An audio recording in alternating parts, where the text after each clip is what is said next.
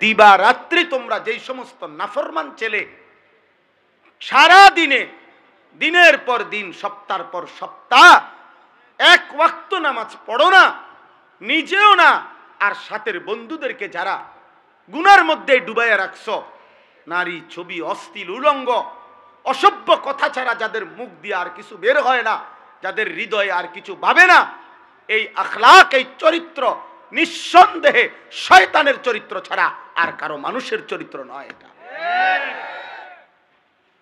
শয়তান যদি দেখতে মন চায় তোমারে দেখলেই চলবে, তোমার উপরে সওয়ার করে আছে শয়তান। শয়তান তোমার উপরে সওয়ার করে আছে। নাহলে মুসলমানের বাচ্চা, মুসলমানের ঘরে জন্ম নিয়ে বেটা এক ওয়াক্ত নামাজ পড়তে মন চায় না, তুই মানুষের বাচ্চা বেটা? মানুষের বাচ্চা তুই বেটা, নাফরমান কোথাকার। এত নিকৃষ্ট কিভাবে মানুষ হয় বেটা? একটা সেজদাও দিবে না, এক ওয়াক্ত নামাজও পড়বে না। মুসলমানের ঘরে এত বড় জানোয়ার জন্ম নেয়। আরে বাপরে বাপ, এটা কি মানুষ? এটা ওরে তো পোস্টমর্টেম রিপোর্ট করা দরকার, ওরে দেখা দরকার। এটা শয়তানের আখলাক। 2 নাম্বার শয়তানের বৈশিষ্ট্য হলো রাজিম। রাজিম মারদুদ, অভিশপ্ত, বিতাড়িত। বিতাড়িত কেমন বিতাড়িত? ছেলেরা বুঝবা, তুমিও বুঝবা। ইসলামী শরীয়তে কোন বিবাহিত পুরুষ এবং নারী যদি জিনা করে, যেটাকে আমাদের সমাজে পরকীয়া বলে, মানে জিনা যদি করে, বিবাহিত পুরুষ কোন অন্য নিজের স্ত্রীকে বাদ দিয়ে অন্য মহিলার সাথে জিনা করে, বিবাহিত মহিলা যদি নিজের স্বামীকে বাদ দিয়ে অন্য পুরুষের সাথে জিনা করে, এই পাপের শাস্তি হলো রজম, পাথর মারা। পাথর, এটারে আরবিতে কোরআনের ভাষায় বলে, ইসলামের ভাষায় বলে রজম, পাথর মারা। আল্লাহর বিধান, তারে পাথর মারতে মারতে হত্যা করো। এই জন্য রাজিম বলা হয় এমন মারদুদ যে পাথর মারার উপযুক্ত। এই জন্য প্রত্যেক বছর হজ্জের সফরে 3 দিন লাগাতার হাজী সাহেবরা মিনায় এই শয়তানকে পাথর মারে। মানে বুঝাইতে চায় তুই তো রাজিম, অভিশপ্ত, পাথর মারার উপযুক্ত, পাথর মারার উপযুক্ত। এই জন্য শয়তানের আখলাক, শয়তানের প্রথম আখলাক মনে রাখবা বাবা, তোমার আখলাক কি শয়তানের না ফেরেশতার, এটা বুঝার প্রথম চিহ্ন হইল শয়তানের প্রথম গুনাহ কি করাইতে চায়, সেটা হলো নারীকে কেন্দ্র করে জিনা, ব্যভিচার এবং তার সাথে প্রাসঙ্গিক হারাম নারীর চাহিদা, অশ্লীল, এটা শয়তানের প্রথম চেষ্টা, শয়তানের প্রথম মন্ত্রণা, শয়তানের প্রথম গুনাহের চেষ্টা। নারীর ফাঁদে আটকায় দেওয়া, নারীর লোভে ফেলে দেওয়া, নারীর নেশায় ডুবায় দেওয়া। নাইলে একটা ছেলে যদি মানুষের বাচ্চা হও, এক পবিত্র মা তোমাদেরকে 2 বছর দুধ পান করাইছে, 16 বছর বয়স মাত্র, এত কম বয়সে এত নারী দেখো কেন? অসভ্য কোথাকার। এত মাত্র 20 বছর হয় নাই, এত ছবি, সারা রাত নারী ছবি, উলঙ্গ দৃশ্য যে দেখো, এই হাইওয়ান, এটা কোনো মানুষের আখলাক?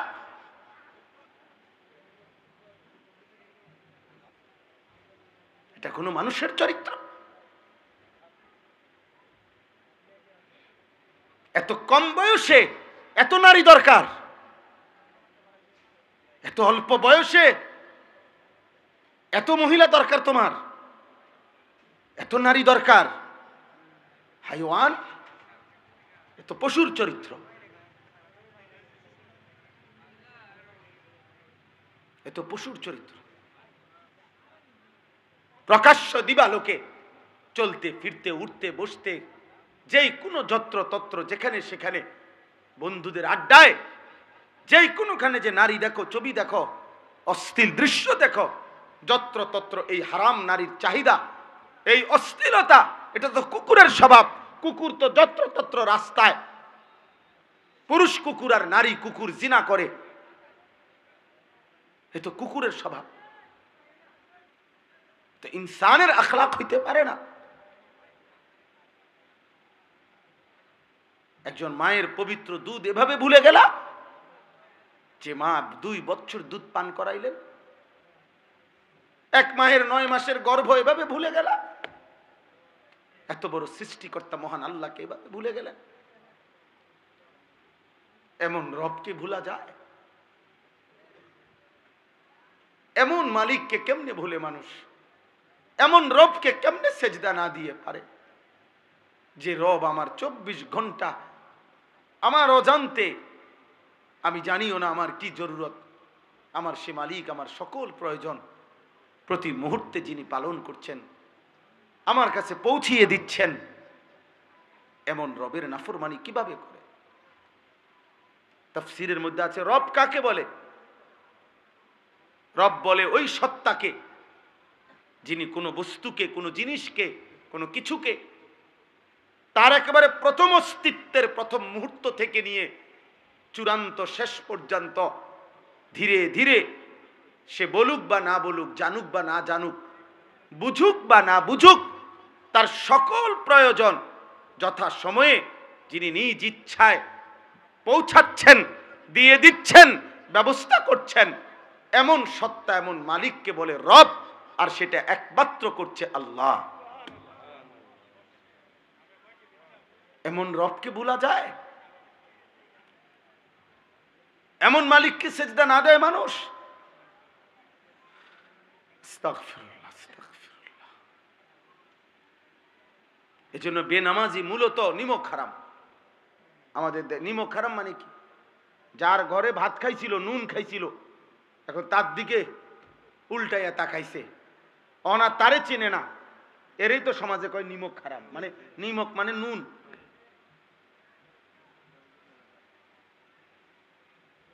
এজন্য বেনামাজি নিমক হারাম, অকৃতজ্ঞ। আল্লাহ যেন বলতেছে, বান্দা এই মাত্র 1 প্লেট ভাত, এতগুলো তরকারি দিয়ে আমি তোরে খাওয়াইয়া পেট ভরাইলাম, তুই নাফরমান আমারে একটা সেজদা দিলি না। 8 ঘন্টা ঘুম পাড়াইয়া আমি তোকে এই মাত্র ঘুম থেকে জাগাইলাম, তুমি আমারে একটা সেজদা দিলা না। এত অকৃতজ্ঞ মানুষ হয়? এত যত্ন করে আমি বানাইলাম, এত মায়া করে আমি বানাইলাম, এত আদর করে আমি বানাইলাম। হুয়াল্লাযী খালাকাকুম মিন তুরাবিন সুম্মা মিন নুতফাতিন সুম্মা মিন আলাকাতিন। আল্লাহ বলেন, আমি তো তোমাকে সৃষ্টি করেছি মাটি থেকে, আমি তো তোমাকে সৃষ্টি করেছি বীর্যের ফোঁটা থেকে, আমি তো তোমাকে সৃষ্টি করেছি জমাট রক্ত থেকে, আমি তো এভাবে ধাপে ধাপে তোমাকে 7 ধাপে, 1 ধাপে না।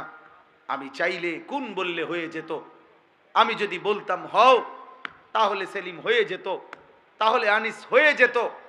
আল্লাহ বলে না, আমি আল্লাহ মায়ের অন্ধকার জরায়ুতে, মায়ের অন্ধকার রেহেমের ভিতরে কাউকে না ডেকে, অন্ধকারের ভিতরে আমি আল্লাহ একাকী আমার নিজ কুদরতি হাতে আমার যত্নে বান্দা আমি নাক লাগাইলাম, চোখ লাগাইলাম, হাত লাগাইলাম, এমন সুন্দর আকৃতি দিয়ে আমি আল্লাহ শরীর গঠন করে, সুম্মা ইউখরিজুকুম তিফলান, এক ছোট্ট ফুটফুটে বাচ্চা হয়ে আমি আল্লাহ মায়ের পেট থেকে বের করে আনলাম।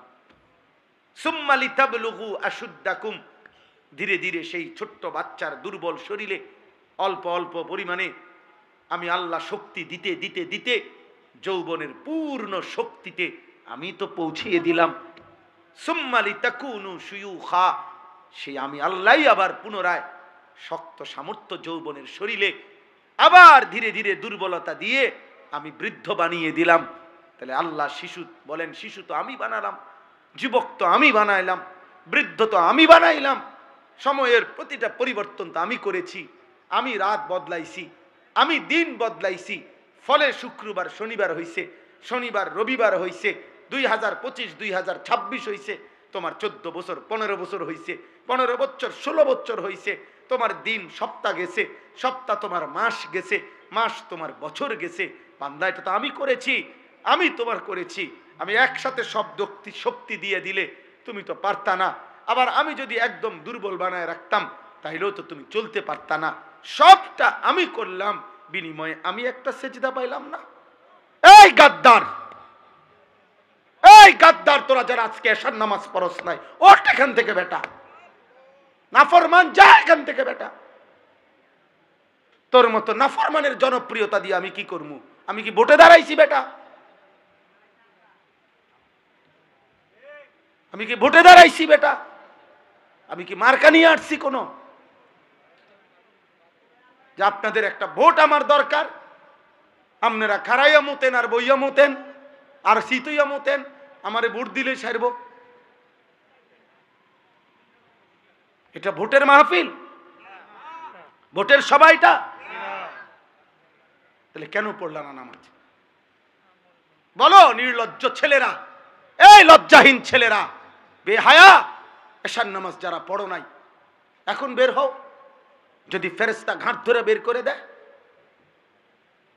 এবং খোদার কসম মনে রাখবা, আজ মনে হয়েছে তো বের করে নাই, আল্লাহর কসম, রব্বে কাবার কসম, বাইলে বাইলে ফইলা হাসরের দিনে এরকম সব বেঈমান নাফরমান পাপী ইমানদারদের সাথেই দাঁড়াবে প্রথম। মনে করবে মনে এই রঙেই দিন গেছে, দুনিয়াও তো সিটার বাটফার আসিলাম, পালা মানুষের লগে পার হইয়া গেছি। হ্যাঁ, আখেরাত তো মনে এমন হবে। কোরআনুল কারীমে আল্লাহ বলছে, হাসরের দিন আল্লাহ তাআলা ফেরেশতাদেরকে সামনে রেখে বলবে, ওয়ামতাজুল ইয়াউমা আইয়ুহাল মুজরিমুন, এই নাফরমান, সুদখোর, হারামখোর, বেনামাজি, বেঈমান, মুশরিক, মুনাফিক, বেরো আমার রাস্তা, বাইরো, বাইরো। আজ ইমানদারদের কাতার থেকে, আজ আমার জান্নাতি বান্দাদের কাতার থেকে, আজ আমার সাজদাওয়ালা বান্দার কাতার থেকে বাইরো। তুই জানোস না ফরমান, আমার বান্দা কতটা কষ্ট করে ফজরের নামাজ পড়ছে? এক লগে ভাত খাইতে দিছি মনে করছো এক লগে জান্নাতও দিমু? হ্যাঁ, ফাইজলামি মনে করছো? জান্নাত আর ভাতের থালা এক কথা। দুনিয়া বাতে না খাইতে দিছি ইমানদারেরও না ফরমানেরও, দুনিয়া একটু ঘুমাইতে না দিছি, এগুলা তো আমি জানোয়ারকেও দিছি। দুনিয়ার খানা তো আমি জানোয়ারকেও দিছি বেটা। আজ আখেরাত দেব না, এক ঢোক পানিও হবে না, এক লোকমা খাবার মিলবে না। বেরো। আলাম আহাদ ইলাইকুম ইয়া বনি আদমা আল্লাহ তা'বুদুশ শাইতান। আল্লাহ বলবে, বান্দা আমি কি বারবার শুনাই নাই? আমি কি বারবার তোমার কাছে এই কথা পৌঁছাই নাই? আমি কি বারবার তোমার কাছে বলি নাই আল্লাহ তা'বুদুশ শাইতান? হে আমার বান্দা মুমিন, কোন অবস্থাতেই শয়তানের গোলামি করো না।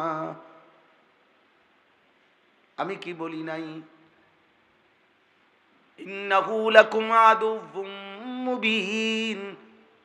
আমি কি বলি নাই বান্দা যে শয়তান তোমাদের প্রকাশ্য শত্রু? শয়তান তোমাদের প্রকাশ্য শত্রু। তাহলে শয়তানকে তো আমরা দেখি না, অথচ আল্লাহ কোরআনে বারবার বলেছেন আদুউম মুবিন, শয়তান প্রকাশ্য শত্রু।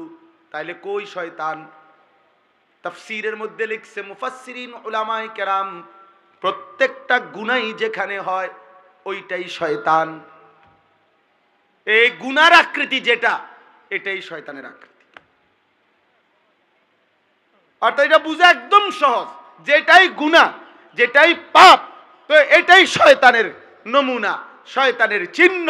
অতএব এটা প্রকাশ্যই তো বোঝা যায়। এটা না বুঝার কি আছে? এটা না বুঝার কি আছে? এটা না বুঝার কি আছে? না হুজুর আমি এটা বুঝি না, এটা যে মদ, আমি মনে করছি এটা মধু। আপনি মনে করছেন এটা মধু? হ্যাঁ হুজুর আমি বুঝি না, এটা মনে হচ্ছে, আমি মনে হচ্ছি আমার আপন বোন, পরে দেখি মানুষের বোন। আপনি এনি বুঝছেন, আপনি মস্কারি করেন, আপনি বুঝেন নাই,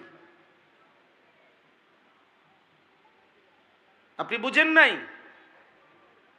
বাবাদেরকে বলি, বাবারা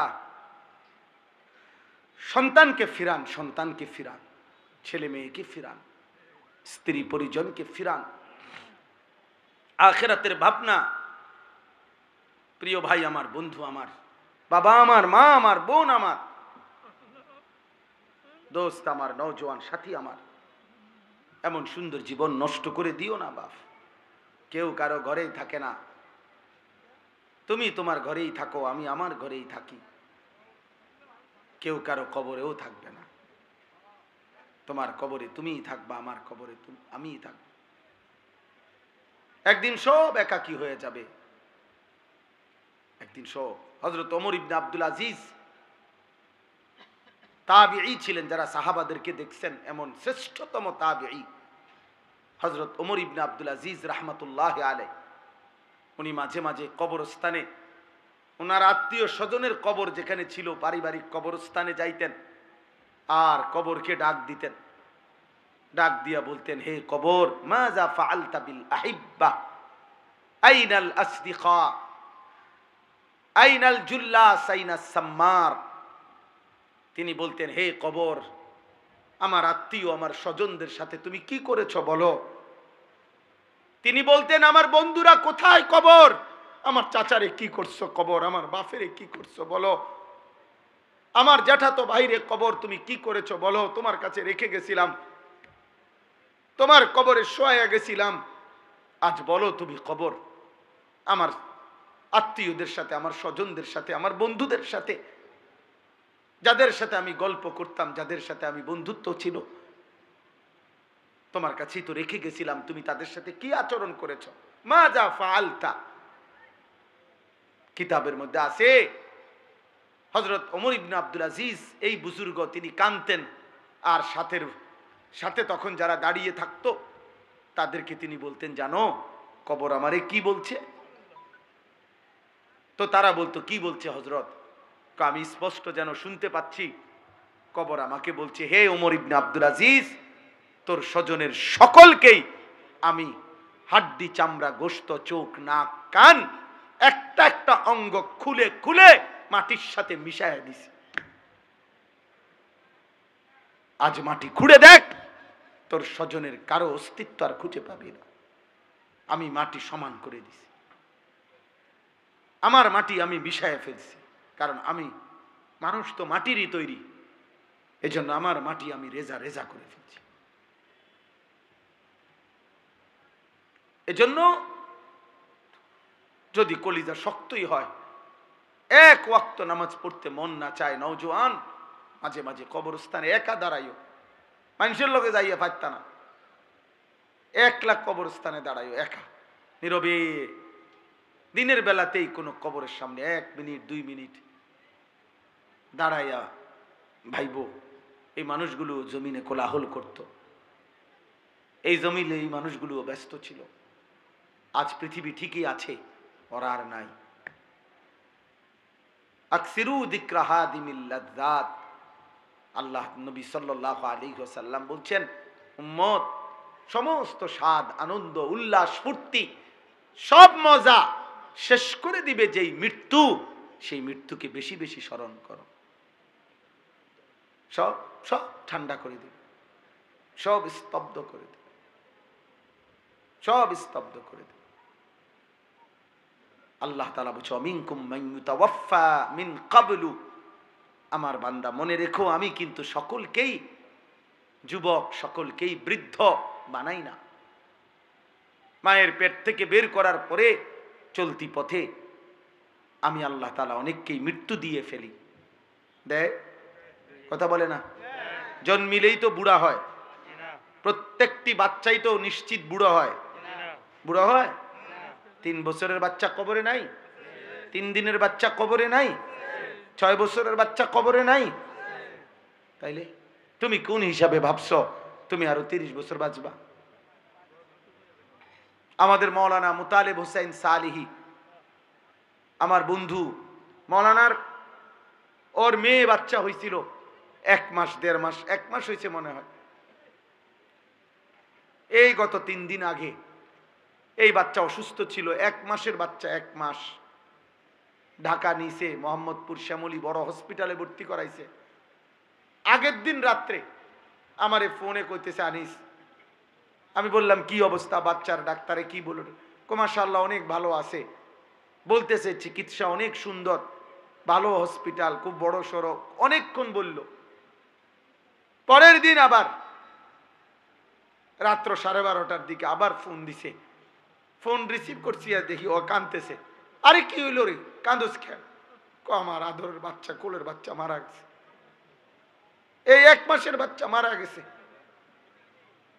রাত 10টায় মারা গেছে। তখন আমি যখন শুনছি তখন 12:30 বাজে। পরে কথা বলতেছি আর সান্ত্বনা দিতেছিলাম। তো বললাম যে বাচ্চাটা এখন কোথায়, তুই কই এখন? তো একটা কথা বলছে, কয় গাড়িতে আমি আমার বাচ্চারে কোলে নিয়ে আইতেছি, আমার বাচ্চা আমার দিকে তাকায় আছে। কি ভাই, 1 মাসের বাচ্চা, এক বাবা মনে করেন সেই ঢাকা থেকে লাকসাম পর্যন্ত এই 5-6 ঘন্টা রাস্তা, ছোট্ট মাসুম বাচ্চা মৃত, যে বাবা কোলে করে নিয়ে আসছে, তার কলিজাটা তখন কেমন লাগছে? কে তোমাকে নিশ্চয়তা দিল বাবা তুমি আগামীর ভোর দেখবা? প্রতিদিন প্রতি রাত ভোর হতে কত মানুষের জানাজার এলান হয়, এমন একটা এলান কি তোমার জন্য হবে না? কবরের কথা শুধু গজল শুনলে হবে? এটা শুধু গজলের জন্য? এ তো ফিকিরের জন্য, এ তো ভাবনার জন্য, চিন্তা ফিকিরের জন্য। এজন্য আজকে আমি মূল কথা, মোটা কথা এটা বললাম। আল্লাহ তাআলা কোরআনুল কারীমে, আমি এবার আয়াতগুলোর তর্জমা বলি, তাইলে আমার কথা শেষ হয়ে যাবে। কোরআনুল কারীমের 18 নম্বর পারা, কোরআনুল কারীমের 23 নম্বর সূরা, সূরায়ে মুমিনুন। এই সূরার 8টি আয়াত আমি তেলাওয়াত করেছি, ছোট ছোট আয়াত। আমি অল্প তর্জমাটা বললেই বুঝবেন, সবাই বুঝবে। ছেলেরা বাবা তোমরাও শোনো, তোমরা নিজের উপরে দয়া করো ভাই, কমপক্ষে নিজের জন্য ভাইবো। কেন নামাজ পড়ছো না? কেন আল্লাহকে ডাকো না? বেঈমান কি গভীর ষড়যন্ত্র করছে। প্রতি মুহূর্তে এক ভাঙ্গা তরির মতো বাংলাদেশ, যেই দেশে মনে হয় যেন এমন তুফান উঠছে, কখন যে কোন দিক কাইট হয়, কখন যে কোন দিক ডাইবা যায়। নওজোয়ান, তোমরা তো তোমাদের ফুর্তিতে আছো, তোমরা মনে করছো জীবন মানে উপার্জন করবে তোমার বাবা, রান্না বান্না করবে তোমার মা, আর তোমার রাত দিন দুপুর কাটবে মোবাইল, নারী, ছবি, অশ্লীল গল্প, অশ্লীল কামনা বাসনা এর মধ্যে। কিন্তু তোমরা জানো না বাপ, দেশ মাটি সীমান্ত প্রতি ইঞ্চি জমিন নিয়ে এই পরিমাণ গভীর ষড়যন্ত্র চলছে। কখন যে কোন দিকে কাইট হয়, কখন যে কোথায় গিয়ে আমাদের গন্তব্য থামে, কোনো নিশ্চয়তা নেই। আমি বললাম মনে রাখো, সারা পৃথিবীর দুশ্মনদের, ইসলাম বিরোধী চক্র, সমস্ত শক্তি, সকলের ষড়যন্ত্রের কার্যক্রম আমাদের বাংলাদেশে চলমান। এবং নামধারী, লেবাসধারী, মুনাফিক চরিত্রের মুসলিম পরিচয়ধারী তারাও ঈমান ইসলামের বিরুদ্ধে চূড়ান্তভাবে ষড়যন্ত্র করছে।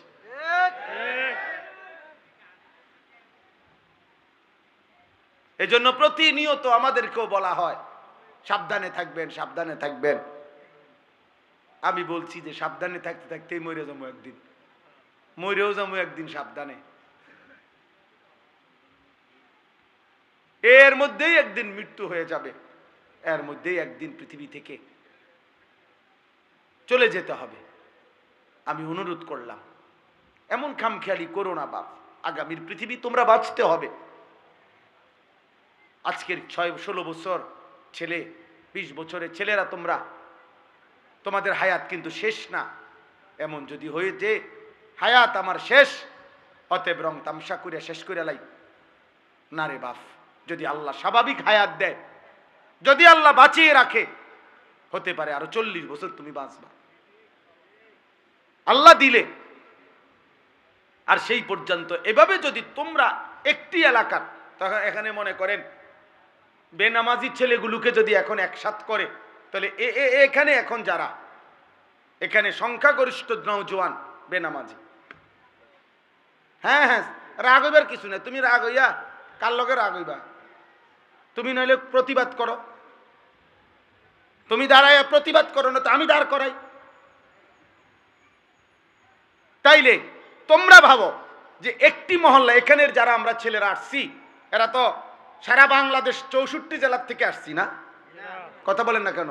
এটা 64 জেলার সম্মেলন, 64 জেলার মাহফিল। এখানে নর্থ বেঙ্গল থেকে আসছে, এখানে পার্বত্য চট্টগ্রাম থেকে আসছে এখানে। তাহলে এই 2-4-10 কিলোমিটারের ছেলে তোমরা। তাহলে 2-4-10 কিলোমিটারের মধ্যে যদি তোমরা আসো, তাহলে এই 30 কিলোমিটারে ধরো, 50 কিলোমিটারে ধরো, 50 কিলোমিটারের ছেলেরা যদি তোমরা এই পরিমাণ যদি বেনামাজি হও, তাহলে আগামী দিনে জাতির নিরাপত্তা, তোমাদের নিরাপত্তা, বেঁচে থাকার নিরাপত্তা কেমনি টিকবে? তোমরা যদি 100 জন ছেলে কল্পনা করো, তোমরাই ডানে বামে চেহারা তাকায় দেখো, ইমানদার ইমানদাররাও চিনে, বেনামাজি বেনামাজিরও চিনে। তুমি দেখো, তাইলে তোমরা 100 জনের মধ্যে যদি 80 জনই হও মোবাইলে আসক্ত, নারীতে আসক্ত, ছবিতে আসক্ত, অশ্লীল দৃশ্য আসক্ত, তো আগামীর পৃথিবীতে তোমরা বাঁচবা কেমনে? আমার কাছে কিতাব আছে, নির্ভরযোগ্য হাদিস, ইবনে মাজার হাদিস আছে, মুয়াত্তায়ে মালিক হাদিস আছে।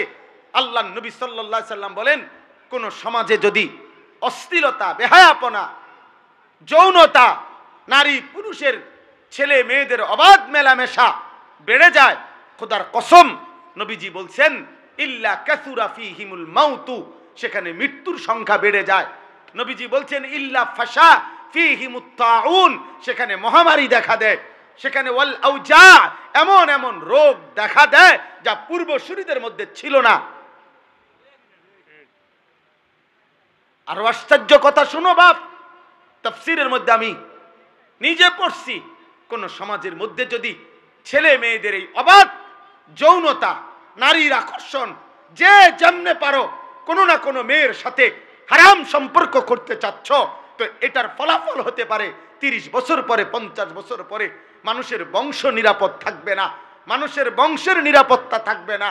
এমন হতে পারে কেউ মাহারাম, যার সাথে তার বিবাহ বৈধ নাই হারাম শরীয়তে, এমন ব্যক্তির সাথেও পরবর্তীতে বিবাহ বন্ধনে আবদ্ধ হয়ে যাবে, যার পরে মৃত্যু পর্যন্ত স্বামী স্ত্রীর নামে জিনার ব্যভিচার হয়ে যাবে।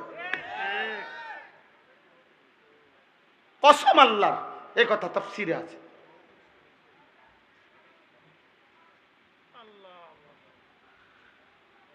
সমাজ তছনছ হয়ে যাবে, মহল্লা তছনছ হয়ে যাবে। এই জন্য ইসলামে ব্যভিচারের শাস্তি সবচেয়ে কঠোর। কেন? কেন ইসলাম চেষ্টা করেছে ব্যভিচারকে কঠোরভাবে নিয়ন্ত্রণ করতে। এই জন্য ইসলামে সবচেয়ে কঠিন এটা। ইসলামে যত পাপের যত শাস্তি, এটা সমস্ত উলামায়ে কেরাম জানে। ইসলামী শরীয়তের দণ্ডবিধি, ইসলামী শরীয়তের অপরাধের শাস্তির মধ্যে সবচেয়ে ভয়ঙ্কর শাস্তি হলো জিনার শাস্তি।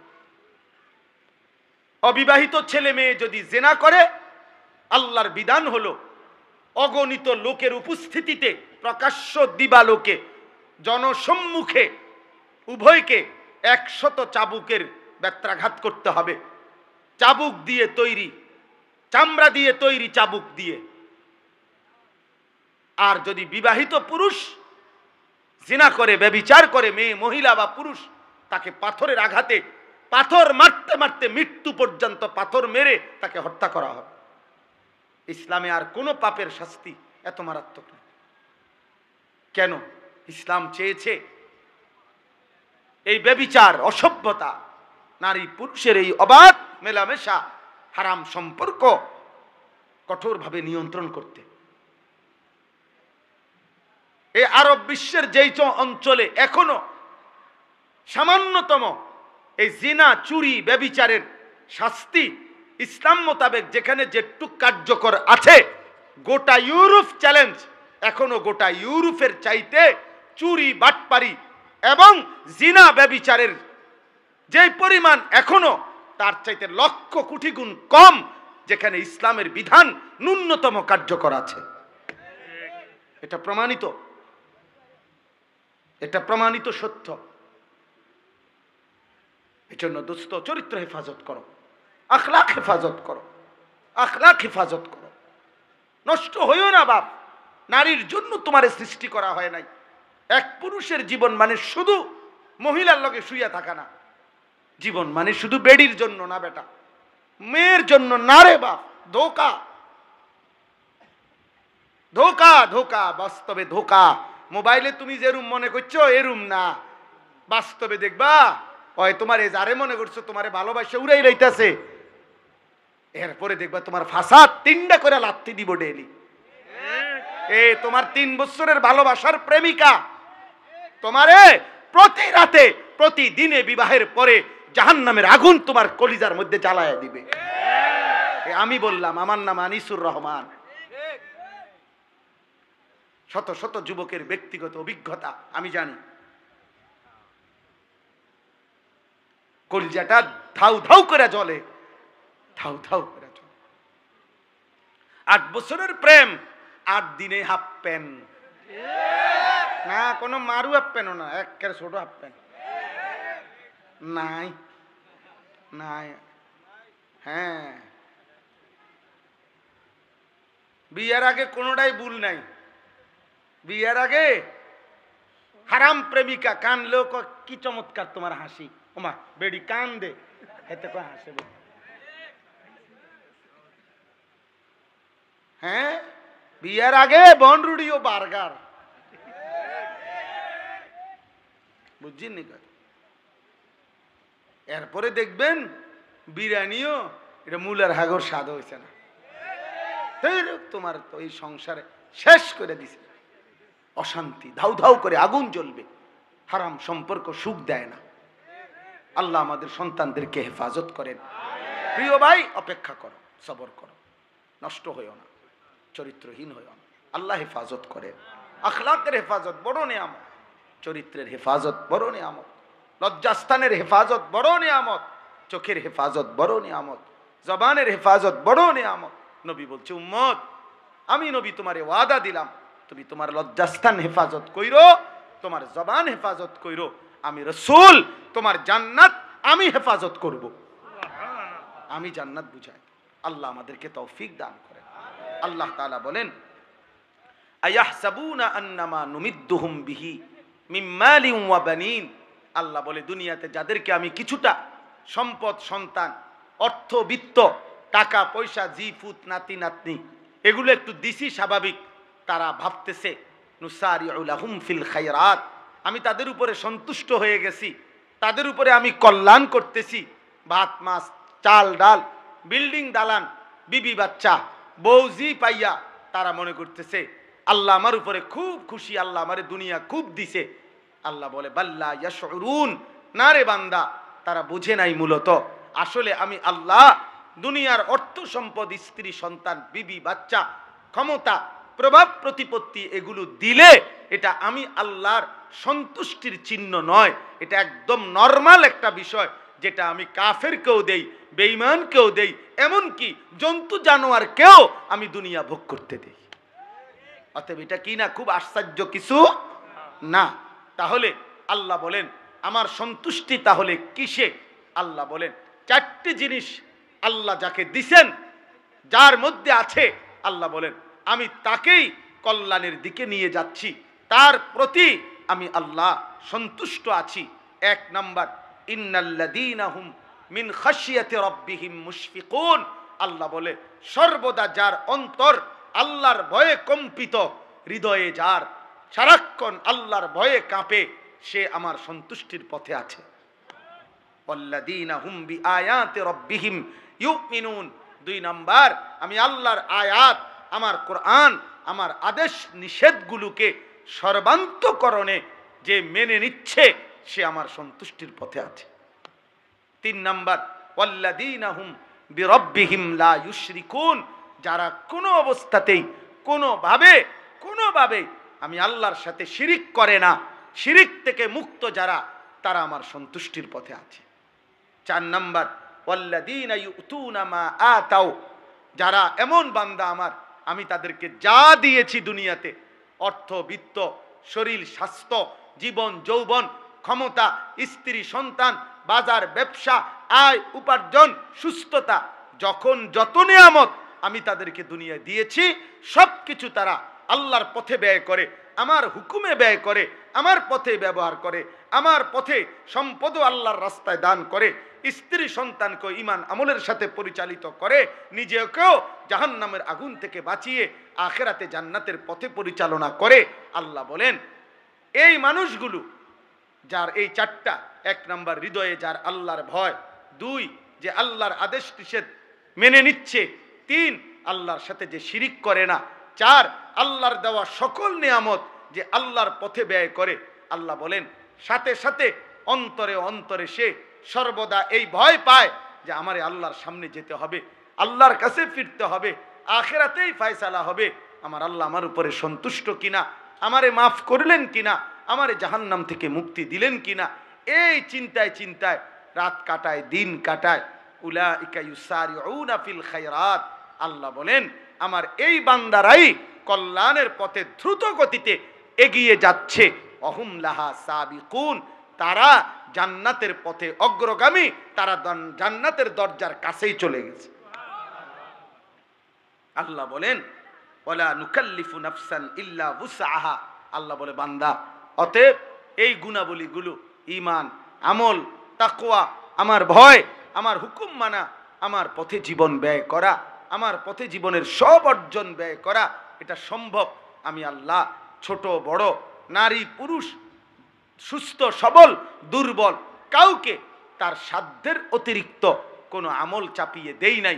যে যেটুকু পারবে আমি ওইটুকুই আমল দিছি, বিধান দিছি, হুকুম দিছি। ওয়ালাদাইনা কিতাবুন ইয়ানতিকু বিল হক ওয়া হুম লা ইউজলামুন। আর আমি প্রত্যেকের জন্য আমল নামা রেডি করছি। এই আমল নামাই তার হাসি কান্না, ইবাদত, গুনাহ, তার রাত্র দিনের 24 ঘন্টার সব কিছু সংরক্ষণ করছে। কিয়ামতের দিন ওই আমল নামাই কথা বলবে, এক বিন্দু জুলুম হবে না, কোনো গুনাহও বাদ দেওয়া হবে না, কোনো নেকিও ছেড়ে দেওয়া হবে না, গুনাহ বেশিও লেখা হবে না, নেকি কমও লেখা হবে না। আল্লাহ বলেন তোমার আমল হিসাবেই আখিরাতে আমি আল্লাহ তোমার জিন্দেগির ফয়সালা শোনাবো, তুমি জান্নাতি না জাহান্নাম। অতএব বন্ধু আমার, দোস্ত আমার, আল্লাহর পথে যে চলে, আখিরাতের পথে যে চলে, জাহান্নাম থেকে বাঁচার যে চেষ্টা করে, সে কল্যাণের পথে, সে আল্লাহর সন্তুষ্টির পথে। কপালে যার সেজদা, হৃদয়ে যার আল্লাহর ভয়, উপার্জন যার হালাল, সে মালিকের পছন্দের, সে জান্নাতের পথেই চলমান, সেই কামিয়াব। আল্লাহ আমাদেরকে তৌফিক দান করেন, আল্লাহ আমাদেরকে কবুল করেন। আমি 2টা মিনিট, একেবারে 2-4 মিনিট সময় সবার কাছে একটা বিনীত অনুরোধ করতে চাই। লম্বা সময় করা যাবে না, 2 থেকে 4 মিনিট মেহেরবানি করে। কোথায় কাজ? জি মাশাআল্লাহ, এই যেখানে আমরা এখানে বসছেন, এই জায়গাটার মধ্যে বাকি কাজটুকু সম্পাদন করার জন্য মাদ্রাসার কিছু জরুরত আছে। মেহেরবানি করে অনেক বাবা ভাই আছেন, সব সময় এই মাদ্রাসায় আপনারা দান করেছেন, করছেন। আপনারা দয়া করে প্রত্যেকে যদি অল্প অল্প করে, একটু একটু করে, মেহেরবানি করে একটু কোরআনুল কারীমের মধ্যে আল্লাহ তাআলা বলছেন আল মালু ওয়াল বানুনু জিনাতুল হায়াতিদ দুনিয়া। অর্থ সম্পদ, সন্তানাদি, পরিবার পরিজন, এগুলো কেবলই দুনিয়ার সৌন্দর্য। এই দুনিয়াতেই যা একটু ভাল লাগতেছে, টাকা আছে, পয়সা আছে, ক্ষমতা আছে, ছেলে ফেলে আছে, বাড়ি বিল্ডিং দালান আছে।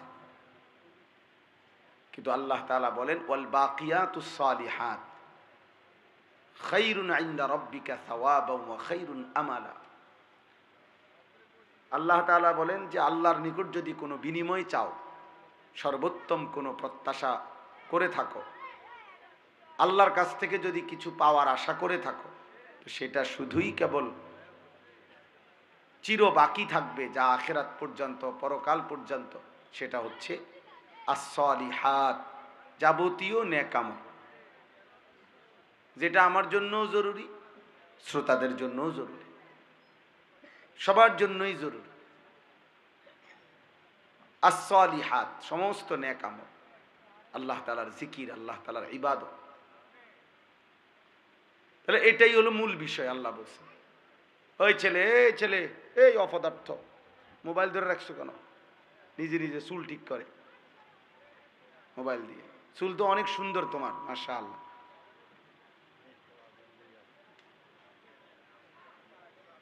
মোবাইল চালায়ও না, মোবাইল ছাড়া। আমি এটা অটোমেটিক, আল্লাহর মেহেরবানি, আমার এটা নজরে পড়ে। মোটামুটি চোখের রেঞ্জ যে দূরে দূরে, আর এরপরে চশমাও তো আছে।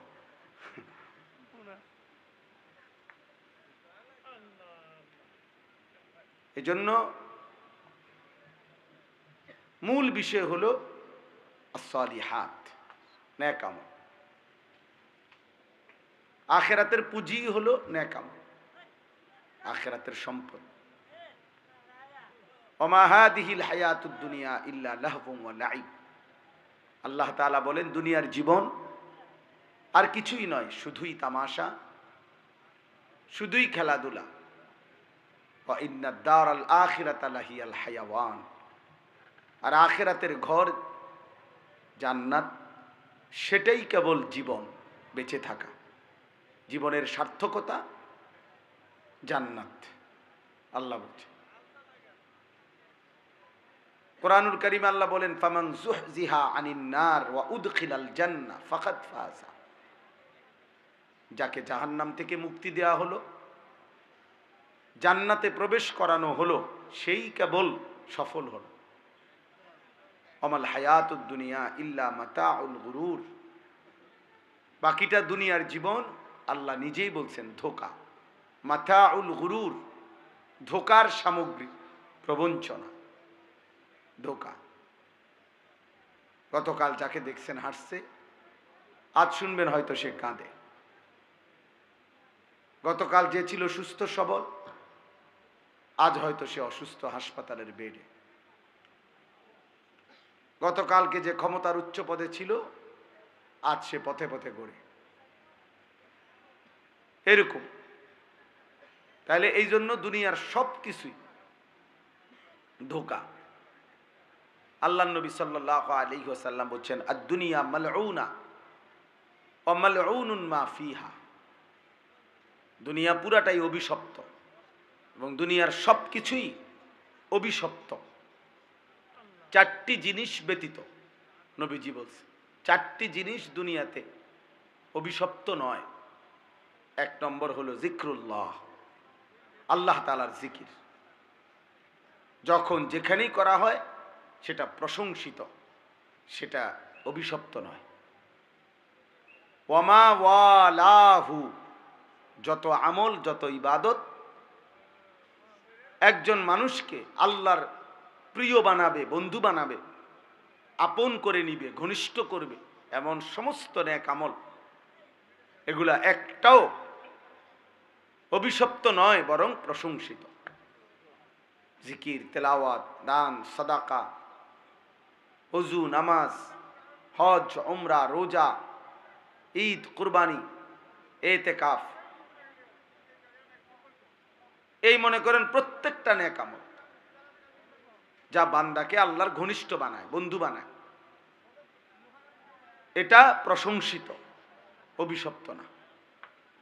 3 নাম্বার হলো আলিমুন, একজন আলিমে দ্বীন, তিনি সর্বদাই প্রশংসিত, অভিশপ্ত নয়। 4 নাম্বার মুতাআল্লিম, তালিবে ইলম, আল্লাহর কোরআন, রাসূলের সুন্নাহ পড়ে যারা, দ্বীন শিখে যারা, ইলম শিখে যারা, আল্লাহর নবী সাল্লাল্লাহু আলাইহি ওয়াসাল্লাম বলছেন, তারা কখনোই ঘৃণিত বা অভিশপ্ত নয়, বরং সর্বদাই প্রশংসিত। এই জন্য নওজোয়ান ভাই সবাইরে বলছি, দোস্ত অনুভূতি দরকার, ফিকির দরকার, ভাবা দরকার। সবাই মাশাআল্লাহ দৌড়াই আসছো, কষ্ট করে দাঁড়াইছ। আমি বলতে চাই এই কথাটা, প্রিয় ভাই, আমার পরিচিতি বা তোমার পরিচিতি কারোই কিছু নাই, এগুলা কোনো বিষয়ই না। এই গলিতে গলিতে, এই মাঠে মাঠে আমি বহু বছর যাবত আসা যাওয়া। তাহলে এই জন্য বললাম এইটা জরুরি বোঝা দরকার। 2-4-10 জন মানুষের সামনেও আমি বয়ান করছি, 4 ঘন্টা বয়ান করছি, গড়ির ধরা 4 ঘন্টা। তাইলে ওইটা কোনো বিষয়ই না, বেশি মানুষ কম মানুষ এটা মূল কোনো বিষয় না, এটা কোনো বিষয়ই না। বরং মূল বিষয় হলো কিছু গ্রহণ করলাম কিনা, কিছু বুঝলাম কিনা, কিছু উপলব্ধি করলাম কিনা। প্রত্যেকের মোবাইলে একটা একটা ছবি উঠাইলে কারোই কোনো ফায়দা হবে না, কেউ দেখে না এগুলা, শুধু শুধু শুধু শুধু মানুষ অনর্থক কাজ ছাড়া আর কিচ্ছু না এগুলা।